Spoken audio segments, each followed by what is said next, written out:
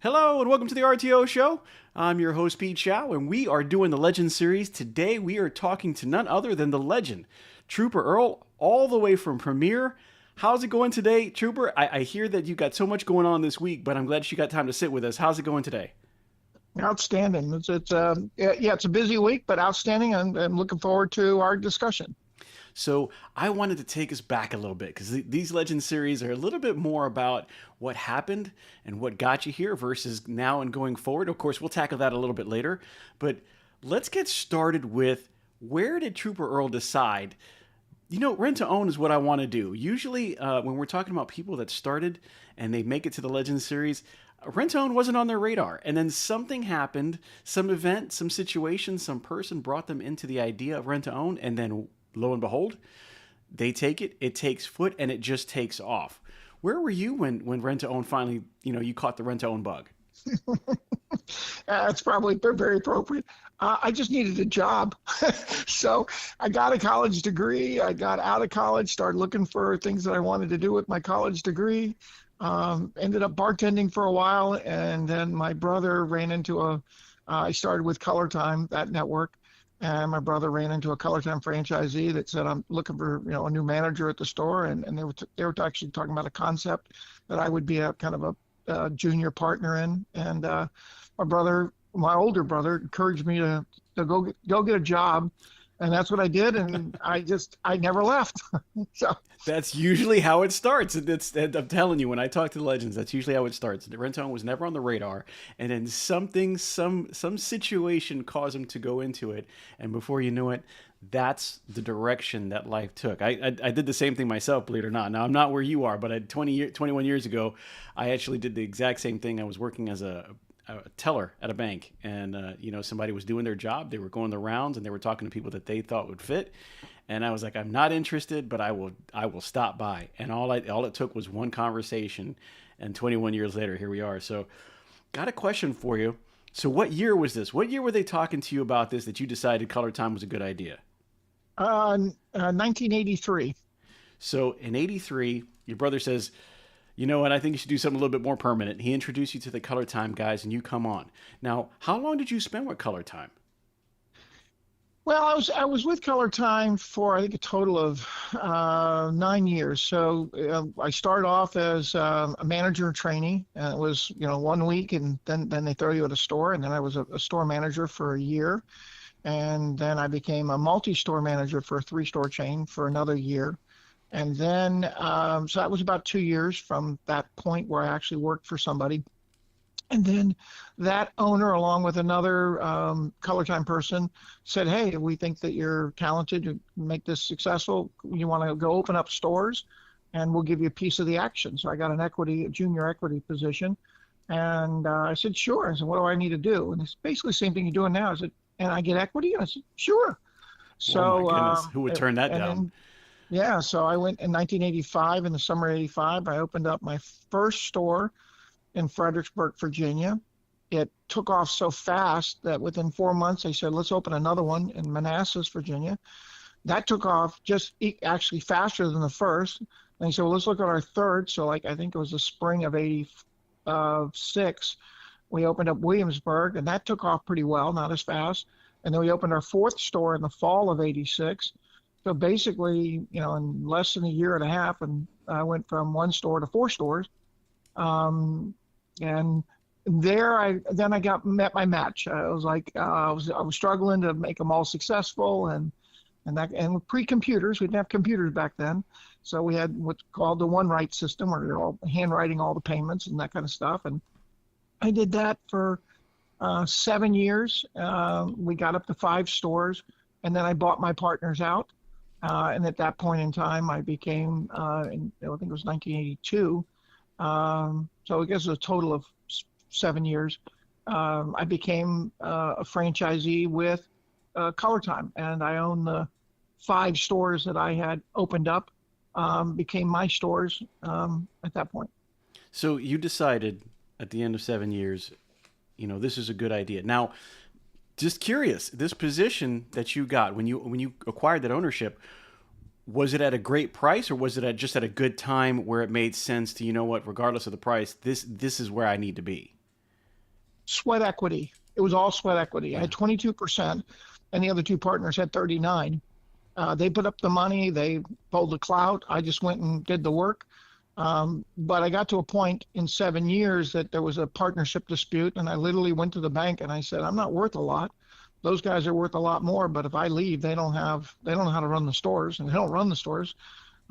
So the bank, I encouraged the bank to loan me the money to buy them out, and I went from 22 to 100% owner at that point. Largely because the bank, I said, if I walk out the door, I don't know about your investment. And the bank said, well, and literally I had a townhouse and a car, and that was about it.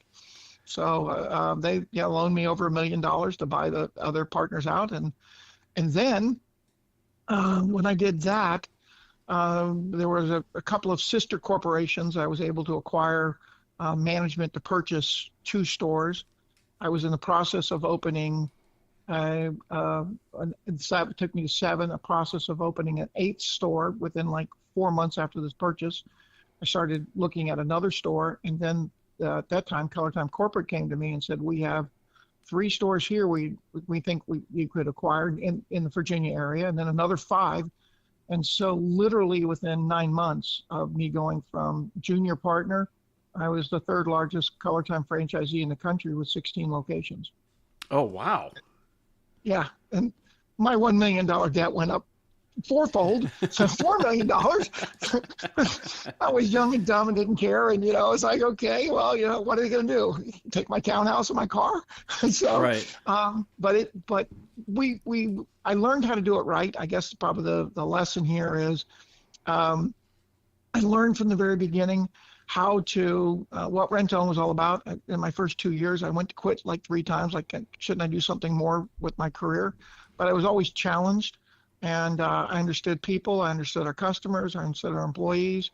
I understood the business more from a financial stand because of my college education.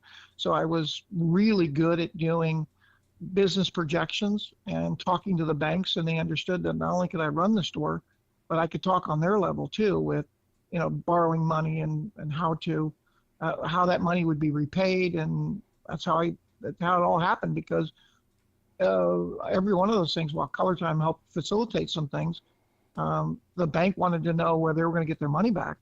And I showed them on paper how I was going to do it, and they trusted me in doing it. So how did you go? So we have 16 locations in the early 90s. How did we transition to Premier? Where did Premier come from out of Color Time then? Yeah, and that's another story. So then I had the 16 stores for a couple of years. We were doing really well. And then the finance company, Chrysler First, was funding Color Time Financial Services, which is where we actually got our money from, decided they wanted out of the business. And so while I was $4 million in debt, they wanted me to like pay it off or find a new loan. I'm like, that's not going to happen. And so they squeezed all of the Color Time. If I remember correctly, Color Time had about $50 million loaned out through their organization, and they reduced it to $25 million in a year. And people like me essentially got pushed into a corner. And so I negotiated my way out. I sold back a majority of the stores, 11 of them. I sold them back. And the 5 original that I had, I left with. I financed them. They were actually financed at my original place before these new acquisitions were financed through Color Time Financial. And that's when I left the organization. I said, the organization failed me. I'd borrowed money and put a lot of things on the line to be successful with these stores. And I thought they were going the right direction. But with the bank pulling back on what they were willing to loan out and stuff, I was caught in a bad situation. So I said, fine. And when I negotiated my way out and sold back those stores to Color Time Corporate, who then sold them somewhere else, I'm not quite sure. I don't want to be part of this organization. So one of the other Color Time, the largest Color Time franchisee at the time, was a guy named Carlos Sardina. He had 26 stores based in Florida and Kentucky. And he had left 6 months earlier, seeing the same problem that I had, and he formed Premier. And so when I ran into my troubles with them and decided I want out, I joined up with him, and I was the first licensee at the time of the newfound Premier it was called Premier Rent to Own back then, but we coined it Premier Rental Purchase later. And shortly after me, about four other Color Time people in the next year joined us, and we quickly went to like 50 stores. But then there was industry acquisitions were going on by the time. Publicly traded companies were buying smaller publicly traded companies. In the And droves at that time, in the droves. yeah, it was, and the numbers were ridiculous, and pretty much everybody sold out except me. And so I said, fine, I'll just buy this corporate name and take care of it myself, because the name on the building was, not my name originally. It was Premier, and I didn't own the name, so I bought Premier, and then kind of just settled in with my own little core stores again. I didn't want to be part of the corporate roll up. And so wait, let me back up yeah. just a little bit so I understand this.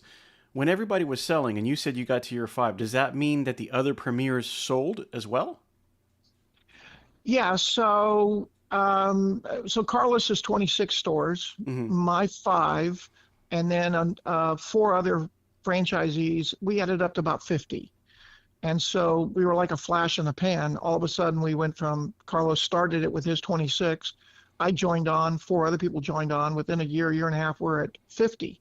But then we became a target for the publicly traded companies who were acquiring and giving very good prices at the time. Yeah. And all of them took their money except me. I said, I don't really want to do this. I think there's a bigger future. So the 50 went back to 5. Wow. And I bought the name.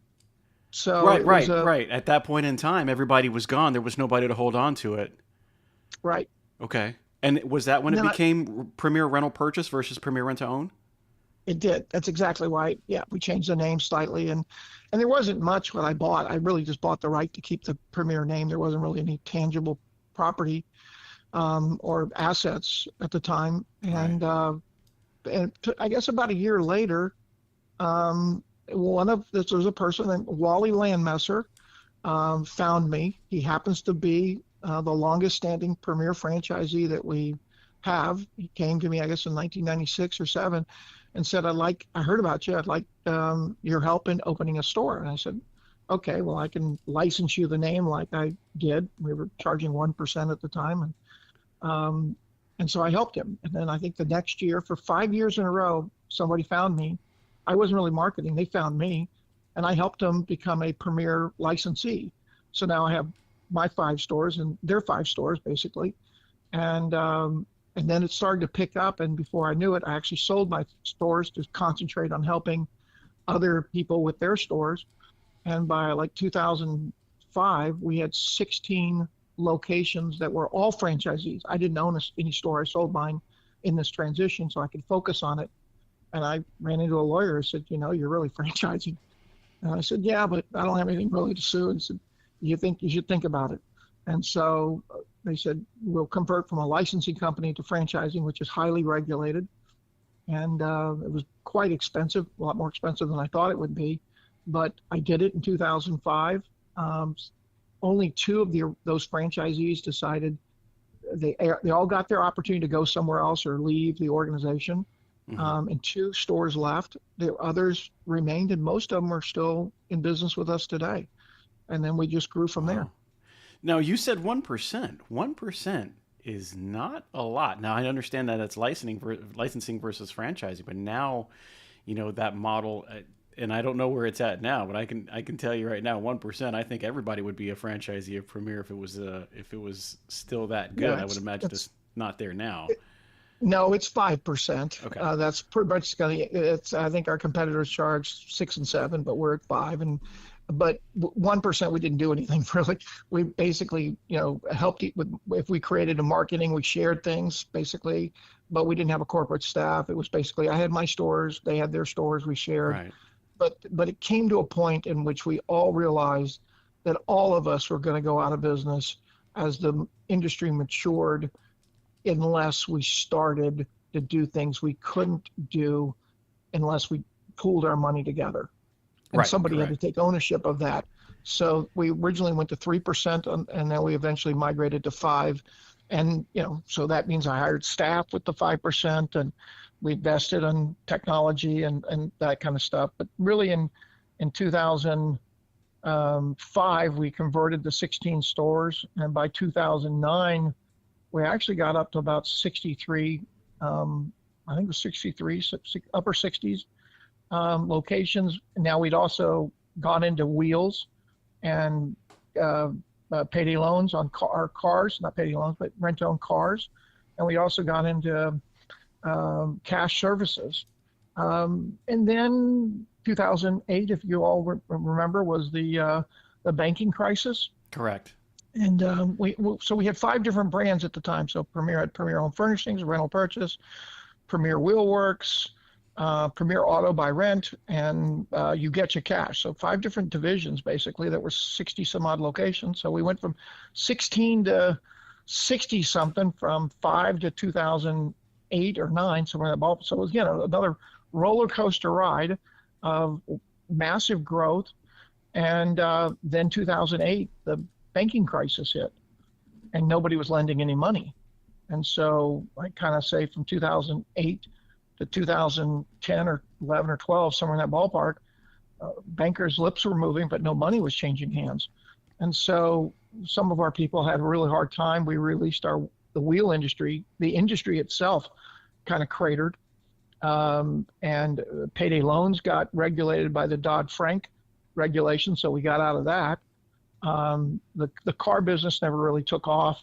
And then we were left with our home furnishing stores, which were big stores, 20,000 square foot stores, retail stores that were retail and home furnishings. And they, their rent factor was like 20 grand a month. Yeah. When that hit, that period of time from 2008 to 2010 couldn't sustain those volumes. And so they all worked their way out. And then we went backwards again to about the 45, 50 store level, which is kind of where we're at now. And while we've had increases, we've had decreases at the same time. So that shook us out. And really about 2012, I guess, from 8 to 12, we were just kind of hanging in there like everybody was, with the change of the banking crisis that occurred in 2008. And it just kept on. So that's how many stores are in the actual Premier business franchise model right now is about 45. 47. 47. So you have 47 at the time. Now I got a question. You've done, even to this time frame that we're talking to now, we're talking about, we're at the 2008 to 2012 mark. When you're talking about 83 to that time frame, you've had upwards of 60 stores. You've had 4 different types of locations, whether it be tires or furniture or rent to own. You have all, the payday loans. So you have all of this. Was there somebody with you at that point in time that helped you as a mentor or helped guide you in this business that, really helped kind of through the years, just, kind of like a soundboard, so to speak? And I wouldn't say one person, because there's sometimes there's several, but to do as much as you have, it sounds like a lot to do on your own. And kudos to you if you have. Was there anybody back then that kind of helped you and mentored you along the way? Yeah. Largely yes and no. Nobody directly in the industry that helped me. The industry's always been very helpful, and APRO has always done their part to provide good information and that kind of stuff. Dan Witzel, a CPA, who I had met him. I was introduced to him by Color Time people. He has been instrumental in our success. And he taught me what I didn't know about rent to own from financial aspects. And I tell a story which is very kind of, it's funny, but I had 16 stores back in the early days with Color Time, remember that. And they said, well, you really need to have a professional accountant. My brother was helping me at the time, but he wasn't a CPA by trade. So I went and go visit Dan Witzel, and I plopped down 16 financial statements. And he told me 3 or 4 of the financial statements that the manager was stealing from me. And I'm like, where do you see that on the financial statement? And I went back, and he was right on all of them. No kidding. And he told me something about almost every one of my stores. This one is, hanging on to old merchandise, and this one's doing this. This one's discounting the first payments, and this one's and I'm like, I'm reading the financial statement. And I'm like, I don't get it. Where do you see that? And I went back. And basically, I realized that the numbers, that was a huge turning point for me. that the numbers of the business, if and most people, sadly today, my franchisees don't look at their financial statements. They look at their cash balance and make decisions. And I guarantee you, most small business entrepreneurs look at their cash balance and say, if there's enough money in the bank account, I'm doing all right. But if they would learn to read the financial statements, they can decide from the financial statements where the weaknesses are and figure out how to improve them. And he taught me that. And that was a great education back in, what was it, 1992, 93 area. I mean, Dan's been in this business for as long as I could remember. Probably another legend that I wish I had time to speak to. He's absolutely been around and seen so many things. Very, very respected as far as what he does and the amount of time that he spent in this industry. I agree with you 100% on that. That you could learn a lot if you know how. And I think some of the things come from that, as far as like people not doing it, owners, especially when you have a 1 to 3 store owner that's really more interested in kind of half and half doing ops, half doing the back end, and not really looking at the financials, is because I'm just saying this from a point of view of myself. I don't think they know how. Some people just haven't been like literally sat down and trained, and this is how you do it. This is what you're looking for, because they come from a place of operations, and not everybody does, but sometimes you get that person that comes from operations. They want to own it because they know it very well. They believe in it. They're very passionate about it.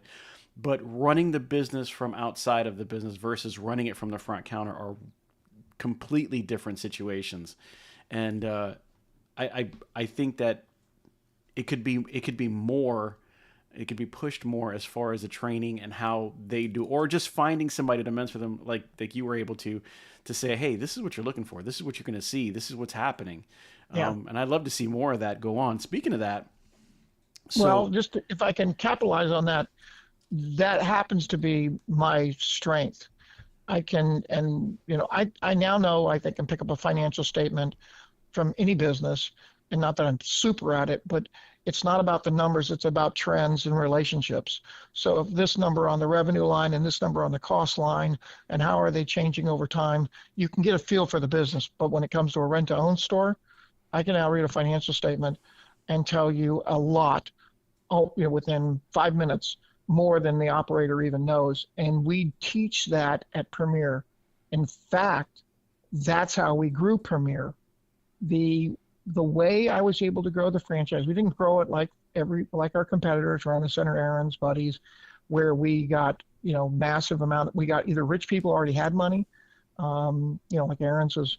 I heard one time you had to have the $6 million net worth to open up an Aaron's. Well, oh wow, you don't have to worry about if a guy's got that kind of money. Your banking is your problem. We provided the banking for every one of our franchisees. We're the odd franchise in the rent-to-own system. So I make it how I built my organization when it went from my 5 stores to eventually within basically 5 or 6 years to the 60 some odd. I got the funding for every one of my franchisees. So it's a service that what I provide up front. Basically, I say, I will get you the funding you need. First of all, let's determine the funding you need, and maybe it varies from store to store. And what are you going to pay yourself? How many employees are you going to hire? How fast you're going to grow? What do you think that So all those variables inside the business, we put that in. I built this massive, unique worksheet. It's taken me decades to build, but it's the only one of its kind in the industry. And literally within probably 4 hours is what we do. I can build a plan for the bank. And then we modify it. And then with Dan Witzel's help, he reviews it, improves it. Then we put it together in a full write-up with pictures of the location, et cetera.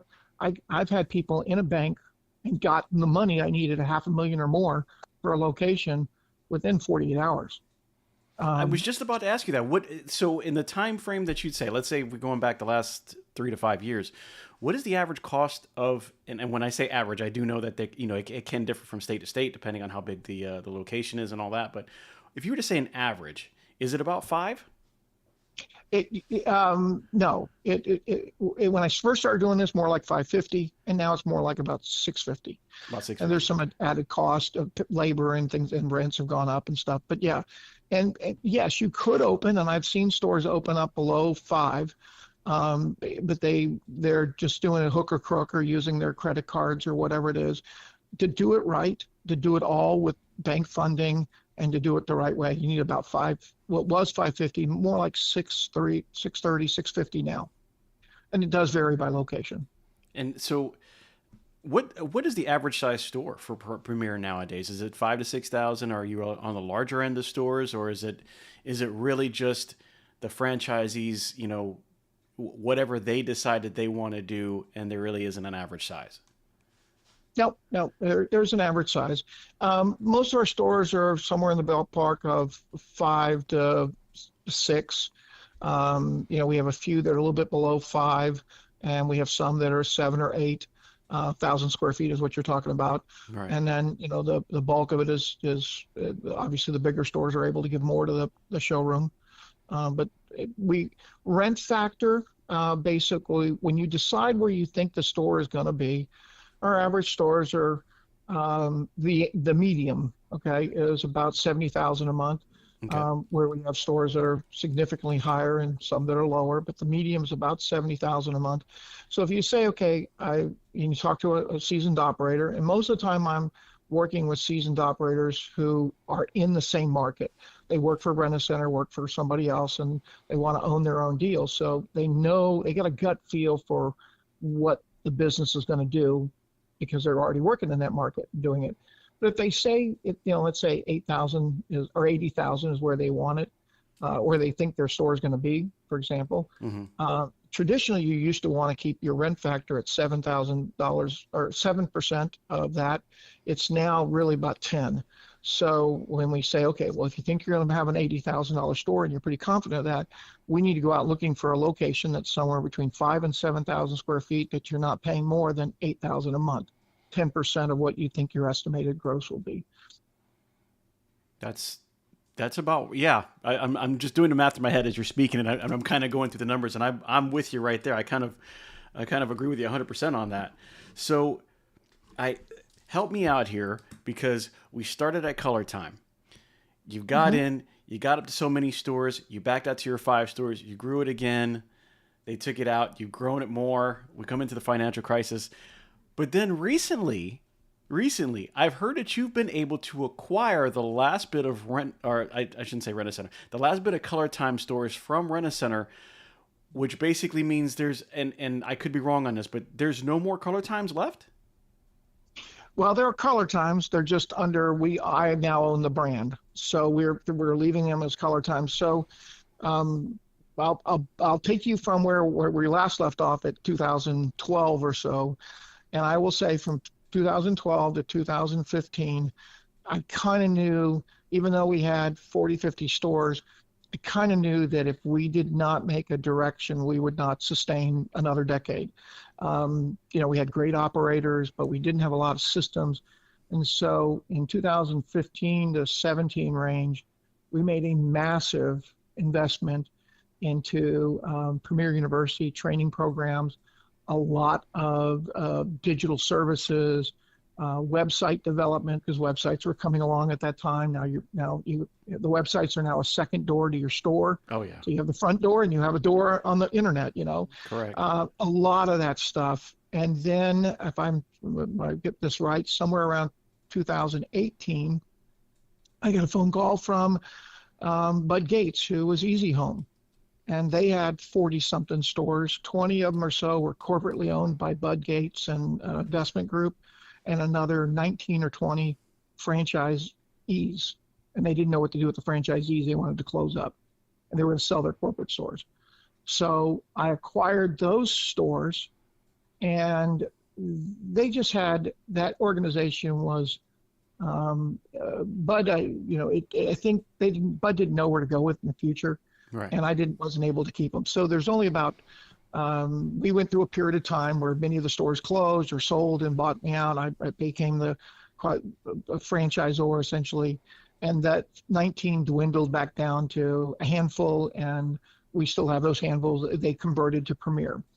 And then, so that was another little boost for us. And then, then there was attrition. They didn't all, most of them had gotten disenchanted with Easy Home. So by the time I bought it, they were like, listen, I just want out of the rent-to-own business. Like, okay, well, let's figure that out. And then, yes, earlier this year, Color Time, Rent-A-Center contacted me and said, would you like to buy the Color Time franchises that we had? There were 6 locations that were left, and these were strong operators that had been around for literally decades. Some of them, just about the time when I left Color Time, they were joining Color Time. And Oh, I said, wow. absolutely. So it was almost, I have to admit, when I got the phone call, it was like deja vu. I started at Color Time and now I'm buying it. Right, right, And right. so it was, so as much of it as an emotional thing as it was, but we have there's 6 stores, 4 franchisee, great operators. We're excited to have them. And I think they're excited to be with us because they're no longer part of Rent-A-Center, which they were a fish out of water at Rent-A-Center. And for us, they're just like us. They're entrepreneurs. We're down to their level. So I think we're able to give them better support than Rent-A-Center was able to give them, and I think that they'll say the same thing. Something that you mentioned earlier was that you were a different type of franchise, something a little bit out of the norm. And you seem to be doing it very well because you do have a set amount of stores. We're not talking about 1 or 2. So there's a belief in the Premier system. What would you say sets you apart and makes you that different type of franchise in the RTO network versus, let's say, you have buddies out there, you do have Rent-A-Center franchisees and others. I know R&R does franchises. What sets your franchise, in your mind, in your opinion, aside from them, and why would somebody say, you know what, Premier is like where I want to go? Um, uh, Good question. And I would say that initially we were the only franchise in 2005 that would help you with your funding. Not only would we get the funding, but in some cases we actually provided upfront capital, like $100,000, and they would get the rest from the bank. So for just some people, it was that we helped them with the funding. With others, we didn't. We looked for seasoned operators. We didn't look for money people. So there were probably a lot of people who called Aaron's and they said, "Well, if you don't have $6.5 million, the conversation's over with," Yeah. and that kind of stuff. So they could say, "Well, I'm a great operator." Well, good, work for one of our franchisees.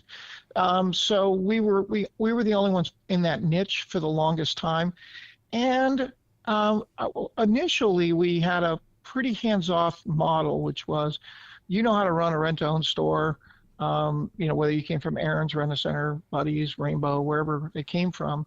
And we kind of let them do it their way.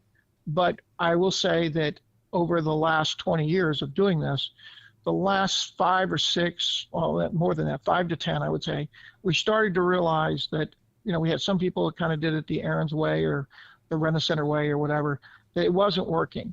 We as a franchise understand now that in order to be a successful franchise and to be successful, we have to make sure our franchisees are successful. And so they have to be putting money in the bank and for that to happen, it can't all be slightly different. They need to be more uniform. There's still a lot of autonomy that we give them. If they're fine, if they're making money, we kind of leave them alone. Right. But those that are struggling, we bring them back to the baseline. And a lot of them were successful because they worked for somebody, and therefore the card close percentages and some of these things are like, well, I'm working for myself. Some people work harder for other people than they do for themselves. And we have to remind them that that shouldn't be the case. You should work harder for you, and whatever you produce goes in your bank account, not somebody else's. But some Right. people do need they need a boss or something, or someone to tell them the ugly sometimes. And so I think as a franchise organization, sometimes what I'm doing is when people are challenged, I have a saying, when things are not going so well, quit lying to yourself. And when things start going well, you can start lying to yourself. I'll tell you that story. But but the point basically is they have to be told the ugly. And they have to, those are terrible results and you're not doing it well, or you're whatever. And they need that kind of feedback. So what are we different today? We're still about the operator. And we always look to say, I know one of our franchisees is a franchisee of another system outside the rent-to-own, totally different.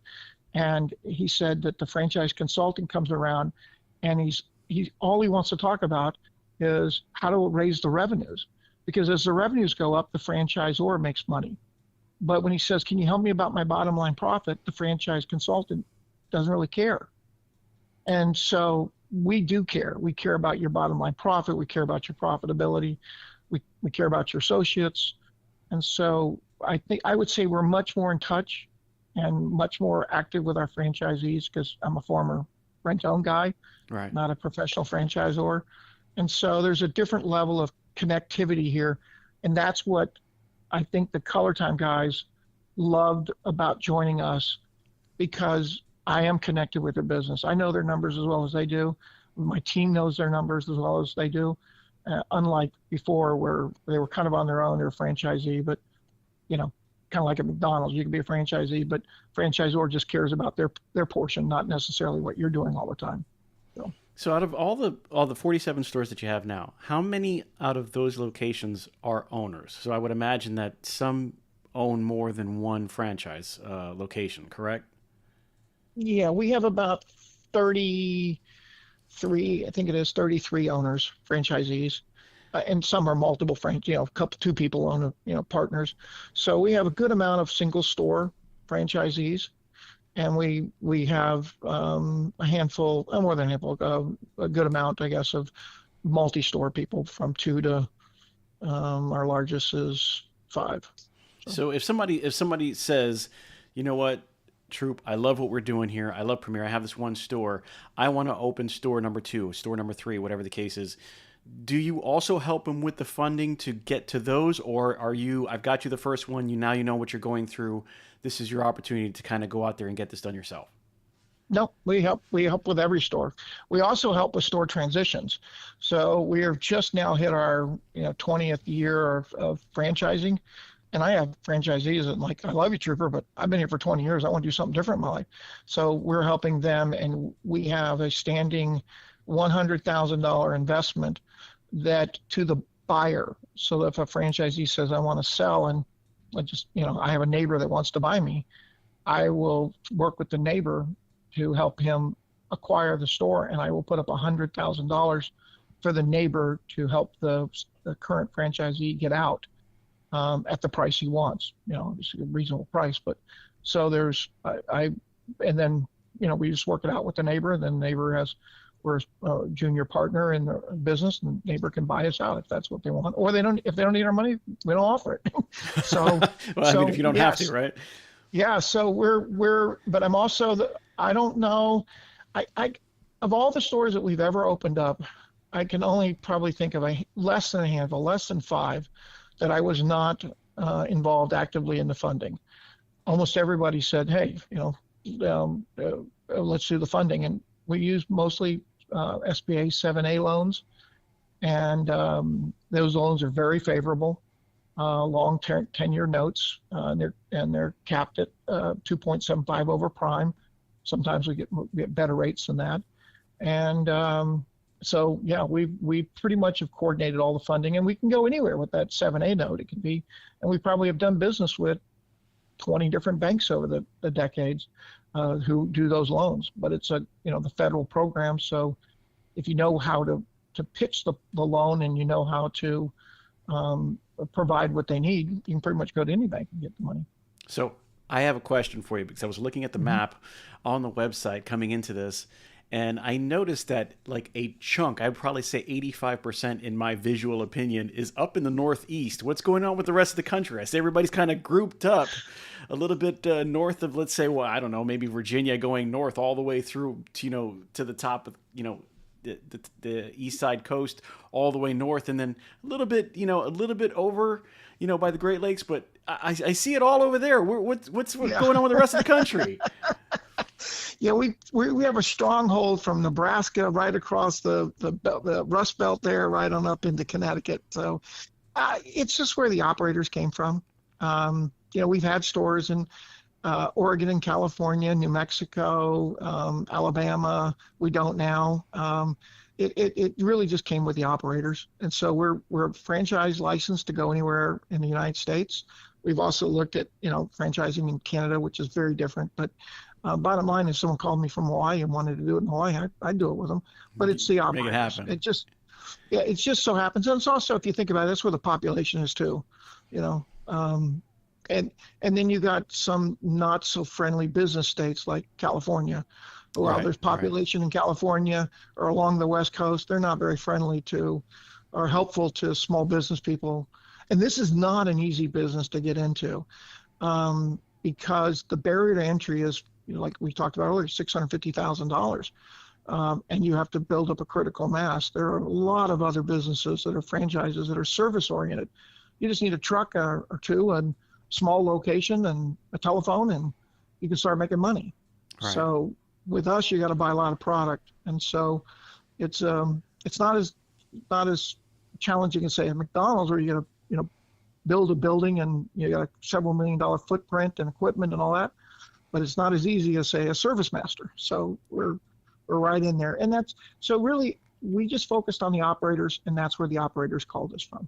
So you said that earlier, you look for operators. You don't necessarily look for somebody who's looking to open the franchise. And, let's say I've got a couple $1 million. I want to open a couple, let's say a couple of stores. I'm looking at you because you know how to do it.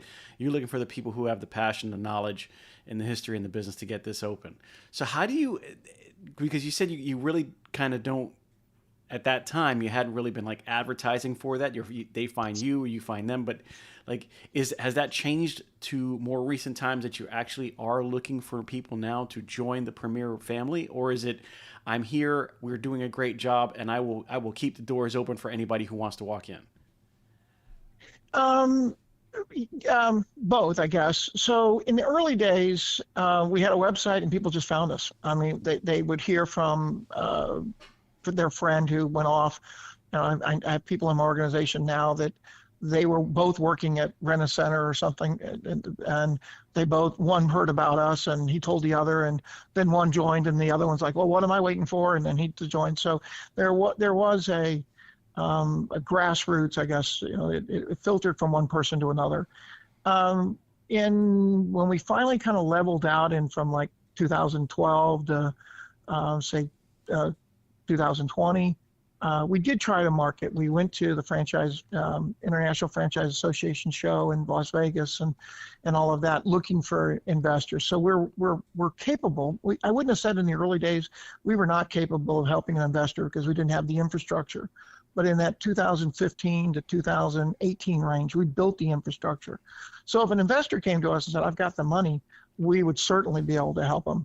And we've actually got a new program that we're going to announce here at our convention soon about how to continue the franchise system and offer additional franchise. But I guess what I'm saying, I know how other people built their franchise. They went to money people. It just has never worked for us. Not that we wouldn't. Someone shows up, sure, we'd figure it out. But and we're capable.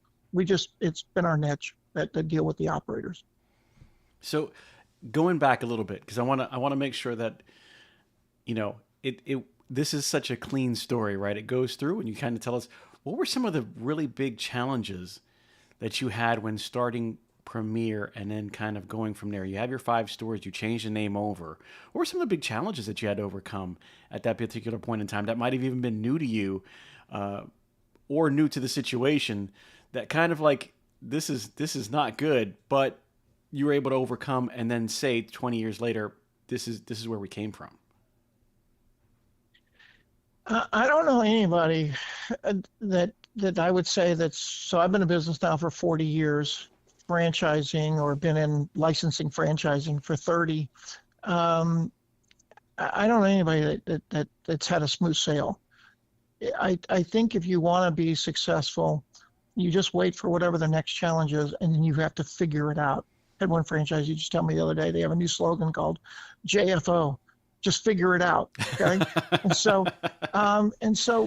what we did.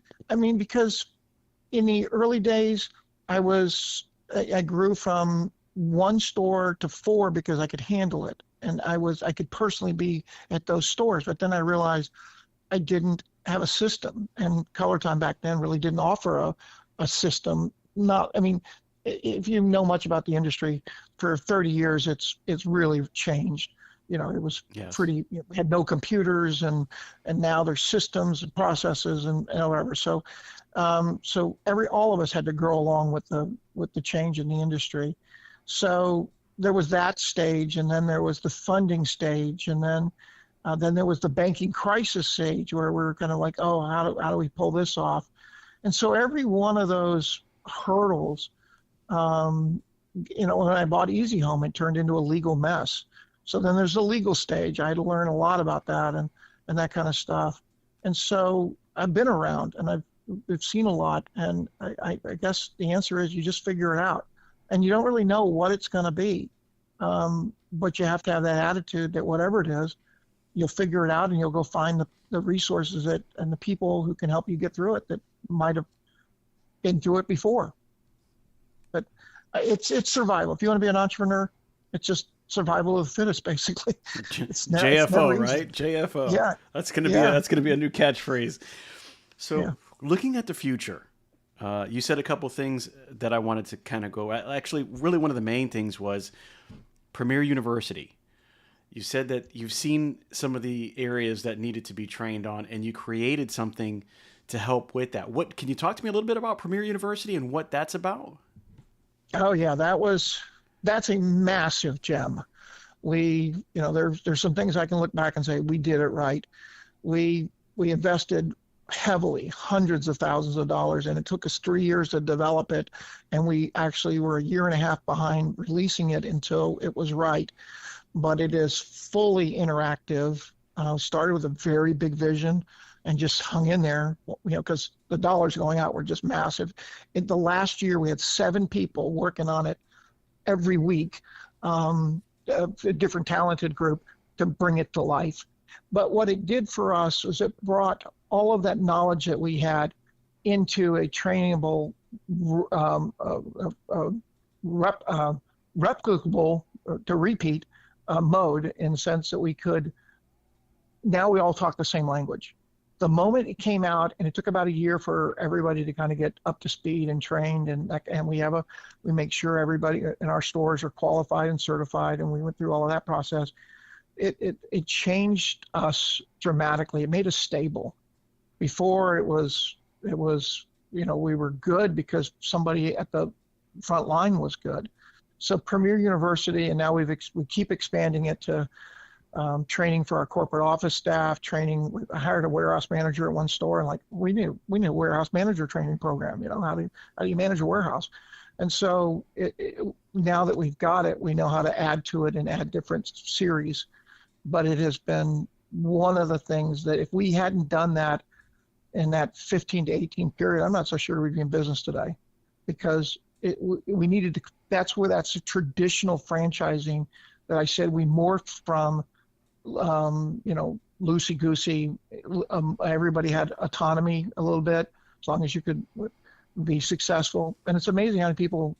Nobody came to me who wasn't successful in rent-to-own, but then when they became a franchisee, they became unsuccessful at owning and operating their business. It is different. It is very different. Yeah. So once we did Premier University out, and then another thing we did was in 2000.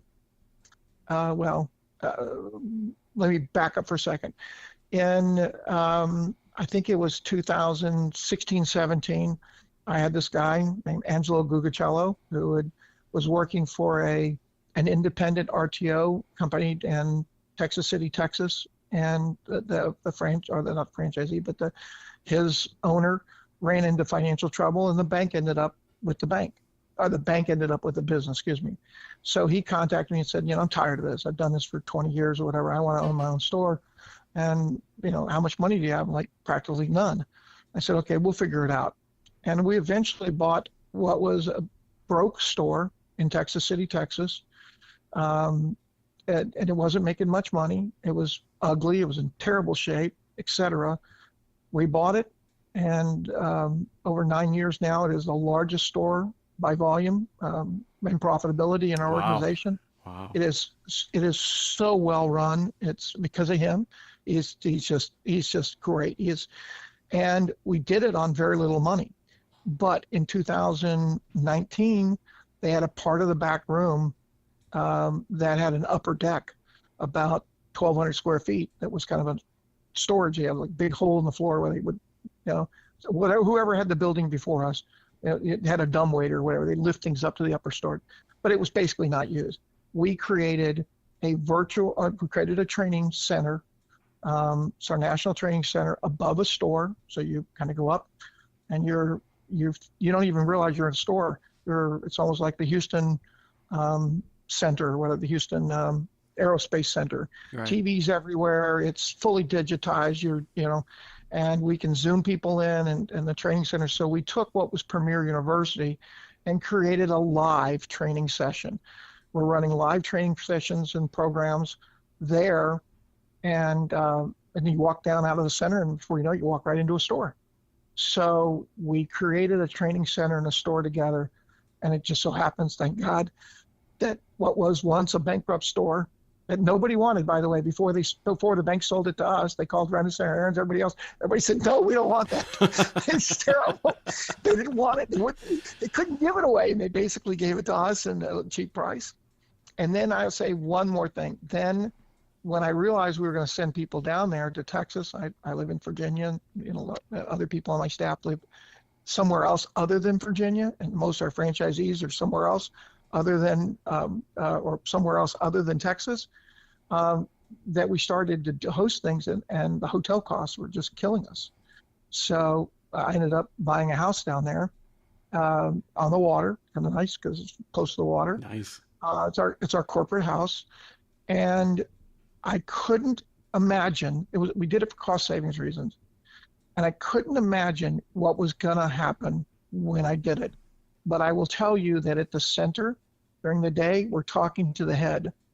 And then at night, we go to the house and we'll drink and party and look at the ocean and all that stuff. And it's what changes people is what happens in their heart. At night, they're kind of like, do I want to go back? Am I ready for this or whatever? All the events we do are generally multi-day events. So they come and they spend the night and that kind of stuff. Right. Usually a couple nights. The transformation happens at the house. It doesn't happen at the store. The store at the center, it's all about the information to the head. I can just tell you, I've seen it. You can almost see it. Some people kind of break into tears, or some people are getting mad at themselves. But it's at the house when we're in a relaxing mode or just chilling, that you can just see the gears changing, and Wow. something sparks them and says, I'm going to go back and make my business better. You don't see it at the center. Center is too much information. I'd love to hear that. I mean, I'd love to see it. I mean, honestly, that's it's always those ideas that you've got to try, right? You've got to, you know that there's something missing, and you try different avenues, you try different things. And when you see them work, it's such a payoff, when you see it in real time, when somebody's struggling or somebody has ideas, and then you can see them turn, the light come on in real time, and them go back changed, and not always because it's always the information that always helps, right? The information always helps, and it's better to know everything that you can, but sometimes it's the person inside. It's what drives you, it's what fuels you, it's what gets you up and getting you to work every day. And when you can touch that, that's a huge thing. That's great to hear. I mean, congratulations on that. But I also seen, talking about getting ahead and moving forward, there is a Premier mobile app. Yep. And where did that come from? What was so I know that that's pretty much where everybody is headed. What can you do on the Premier mobile app?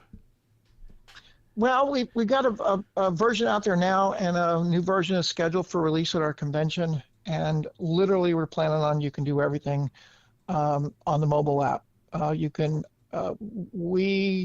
From a technology basis, we took a decision 15 years ago, or actually maybe it was only 10, 12 years ago, when we first got cloud servicing or computing, when that first started coming out. Mm-hmm. And we made a decision, it seemed right at the time, and thank God we did, that we were going to try to consolidate all of our information on our servers. So whenever I talk to people in services or whatever, where's that information going to be hosted? And I said, well, no, either hosted on our server, or we have access to download it from your server, depending on what third party we're working with.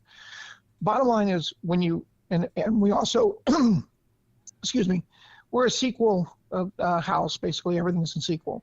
So when you bring all that information, we have HR data, we have marketing data, we have Versa data, which we use Versa at our stores. We have other data. When you have it all in one area, you can see things, or you can create reports, or you can create automation.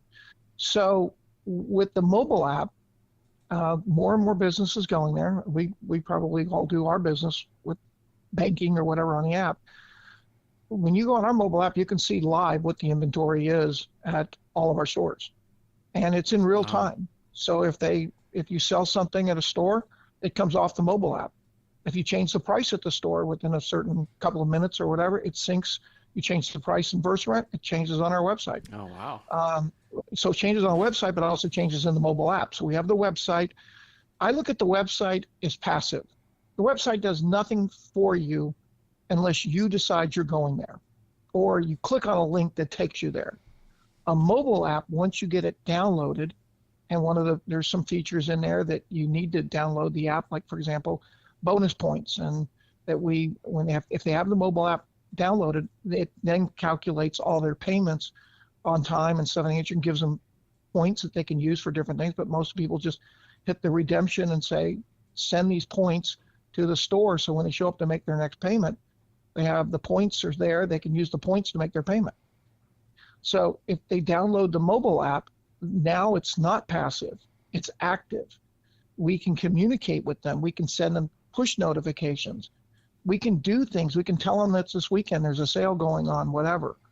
And so we're still working through that technology. It's been very difficult, and it's been very expensive. But the idea eventually is that while we want people to come to our stores, they don't want to come to our stores. It's a pain in the butt for them to come to our store, right?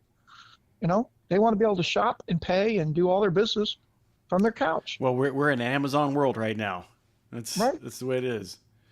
And so we hope they can pay their payments. They can it says schedule a service call. They can track a delivery that's coming to their house.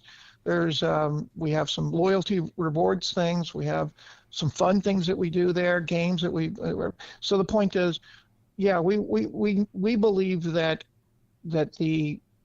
our customer will become more of a digital customer, not because we choose to. We still would prefer to come to the store, but that's just the way the world's gone. It has. It's a digital world out there. It's really great to hear how far you and Premier have come, and sounding the way it is, as far as much as you put into it. You said you've been in the rent-to-own industry for 40 years. How much longer are you going to be in the industry? 5 to 10. So I've told even my team, my franchisees know that.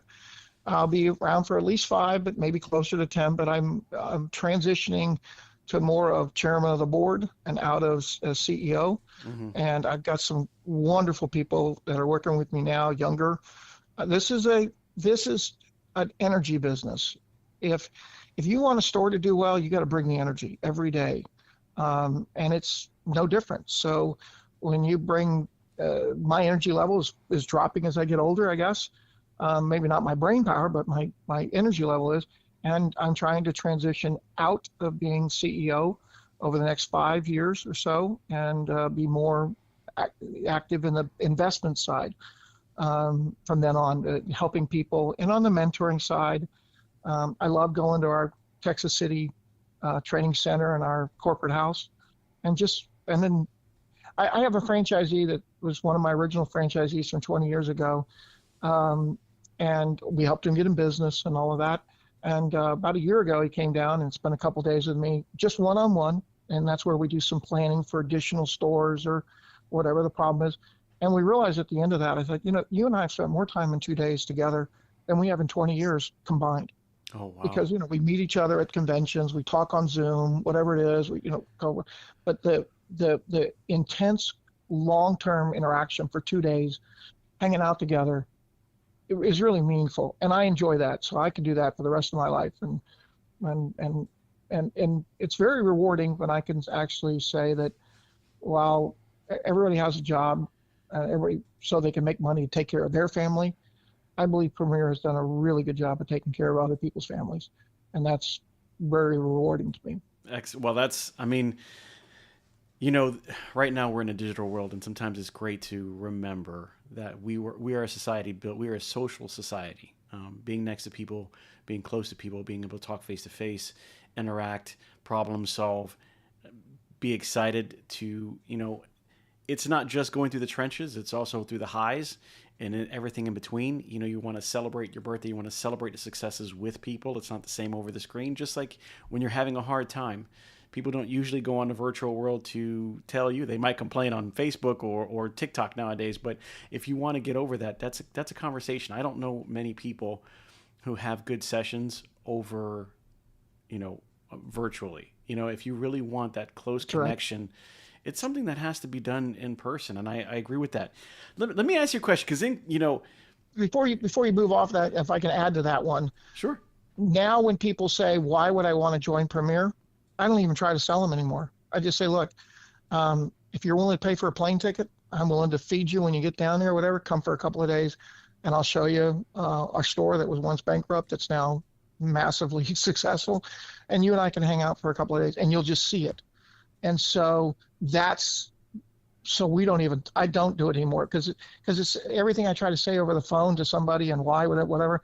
Look, if you're really interested in us, take a couple of days of your time and a plane ticket, and then I'll show it to you. I won't sell it to you because it sounds so canned when you're trying to sell it to them. It's not Right, real. right. And that's what you're talking about. It's the digital world of trying to tell them over, or can you send me a brochure? Can you send me prospectus or what's called franchise disclosure document, whatever. So yeah, but you want to know who we are? Get on a plane and come see us. Let me show you. That's it. Yeah. Yeah. So let me ask you in closing, what you have gone and done quite a bit from, running a couple of stores to owning a couple of stores to letting those stores go to growing this franchise that this franchise situation that you have as Premier Rental Purchase. You've had a couple of different businesses. You've had stores come, you've had stores go. You've had people who are, positively interested in the business do well, and you've had people who are interested in the business get out of the business because they didn't do so well. With all that knowledge, somebody that's coming in, somebody that is maybe in operations now that wants to be where Trooper Earle is, or an owner of their own situation, whatever that might be, what is the advice that you would give to them to say, you know what, if I knew this or these couple of things coming up in the time frame that I did, I think it would have made a huge, huge difference? Yeah, good. That's a good question. So, my kids, I tell them about the same thing, and I tell prospective people the same thing. One, there is a statistic that's out there, and it varies, but basically somewhere around 90% of franchise owners are still in business after 5 years, but somewhere around 90%, 80, 90% of independent small business owners don't even make it through the first year. So if you want to be a business owner, there's a much greater likelihood of success being part of a franchise. You don't see too many McDonald's stores close. So they have these years or decades of building a system, and you come in with that system. So if I and me, I have great respect for the independents in the RTO business who, started or up their brand and they're still in business after 30 years. I don't know how they did that all on their own, because I wouldn't be where I am if it wasn't for initially Color Time and other people who helped me out. The other thing is, I would say, passion and energy. I just was raised in an environment where, I had passion. I have passion for this business. And you can tell passion by just the speed at which they talk, or the voice, the tone of their, or how they use their hands when they talk, whatever. Do they have passion in what they're doing? And can they bring energy to the business, whatever they're doing? Because if they can do that, in most cases, they'll be successful, I think. Obviously you have a certain amount of street smarts and book smarts to get through some things. And then I still believe it's a relationship business for us, and I believe most businesses are relationship business. My relationship with Dan Witzel, he doesn't help me on a day-to-day basis, but he helped me learn some things that were very invaluable to me. My employees, my franchisees, their employees. So I would just say, pick if you want to be in an industry. Your chances with a good franchise, there are bad ones, is far greater than trying to do something on your own, unless you're creating an industry on your own for the first time. You know, you're in a you have an idea is its own industry. Number two, you know, if you don't love it and you don't bring the passion, I don't think you can be successful in anything. Or why do it, by the way. Agreed. And then the third is, technology is important these days, but your success will always be based upon your relationship with vendors or banks. The time to talk to a banker is when you don't need money. You know, so I'm telling you, it's true. I follow bankers. I build relationship with bankers, and yeah, the time to build a relationship with your employees, or associates, and friends, and vendors. So. Well, I appreciate the news. I appreciate the insight, and I appreciate you spending time with us today on this journey that we've spent, kind of discussing where you've been, where you've grown, where you've learned, and hopefully where we're going in the next few years. Guys, I appreciate you listening to us and Trooper Earle kind of just tell us what's going on with Premier Rental Purchase. If you have any questions, please hit me up at the show, Pete at the RTO Show Podcast.com. You can also just go to the podcast as far as the online and see what we're doing there. You can also buy some swag there at www.thertoshowpodcast.com. Make sure you buy some swag. You can also help out the show by becoming a sponsor. If you want to know more about us, you can hit us up on Facebook, Instagram, LinkedIn, and YouTube, where you're going to see this, where you can subscribe so you don't miss anything. Trooper, I really appreciate you being with us today. A lot of insight and a lot of understanding of where you've been and where Premier has been and kind of where it's going. And I really hope you much success in the next few years that you have. And I hope that you get to hit that director position, looking over and above and beyond everything, and kind of just getting everybody to understand that this is a passionate business. And when we have people who are looking to invest in us, that's the way to go. And I appreciate that. And I appreciate you guys sitting us and listening today. And I will tell you guys, as always, get your collections low to get your sales high. Have a great one.